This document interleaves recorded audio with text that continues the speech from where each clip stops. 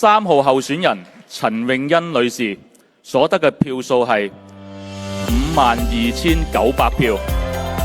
3號候選人陳穎欣女士喺上述嘅選舉中當選。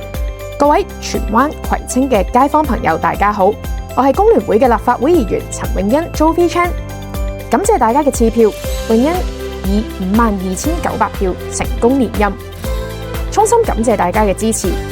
穎欣同我嘅團隊一定會繼續努力，堅守服務嘅初心，為香港、為荃灣葵青帶嚟更多實質嘅改變，惠及民生。拼經濟、保就業，絕對係穎欣喺新一屆立法會任期首要嘅跟進工作。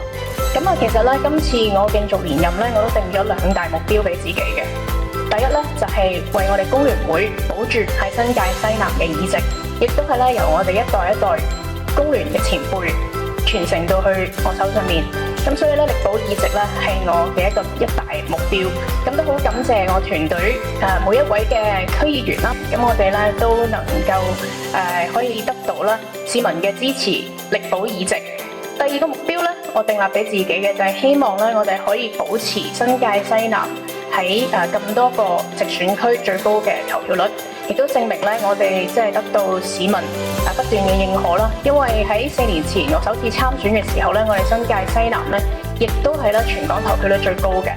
咁我都希望咧可以令到市民都保持住投票嘅熱誠。咁所以咧今次咧呢2大目標咧都希望咧係即係達標嘅。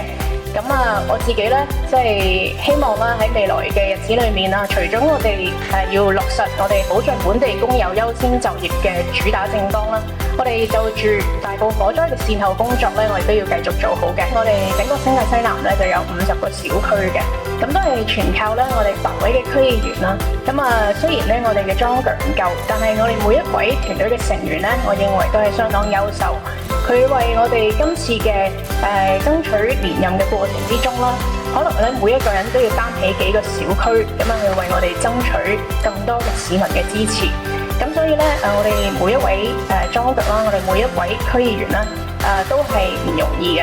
咁亦都感謝佢哋啦，喺過往嘅工作啦，所以喺每一個樁腳區啦，我哋都留意到我哋嘅投票率咧都係即係高於我哋新界西南嘅投票率嘅。咁都係證明咧，我哋嘅工作啦，同埋動員能力咧，都係得到肯定。喺我哋競選嘅過程之中咧，我好記得咧，我喺荔景咧都遇到一位嘅街坊朋友。雖然咧，佢嚟我哋嘅街站嘅時候咧，感覺得到咧，佢未必係同我哋嘅政見係一樣嘅。咁但係咧，佢嚟到問到我嘅競選綱領，不忘初心，究竟我嘅初心係乜嘢？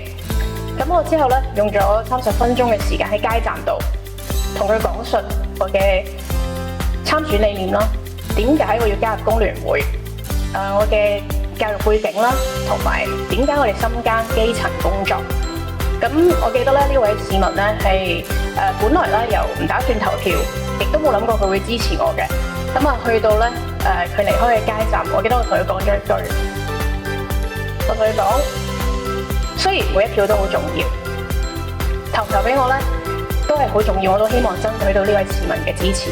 但係更加重要嘅係，我唔希望呢位市民咧離開我哋嘅街站咧係唔開心。咁我記得講到呢一句嘅時候咧，嗰位市民咧都好感觸嘅。佢同我講咧，佢都希望投佢神聖一票俾我哋，希望咧可以帶嚟改變。所以咧，佢由原本唔打算投票，都決定咧投票支持我哋，亦都同我握手。咁我希望咧呢一位市民最後都真係有投票俾我，就算冇咧，都希望未來我哋4年嘅工作可以爭取到佢繼續嘅支持，同埋咧佢對我哋工作嘅監察。希望咧可以繼續支持我哋工聯會喺其他嘅方面咧都可以留意我哋嘅工作。期望大家喺未來繼續俾意見我哋，鞭策我哋嘅工作，讓我哋做得更好、更到位。我哋係工聯會陳穎欣團隊，感謝大家嘅支持。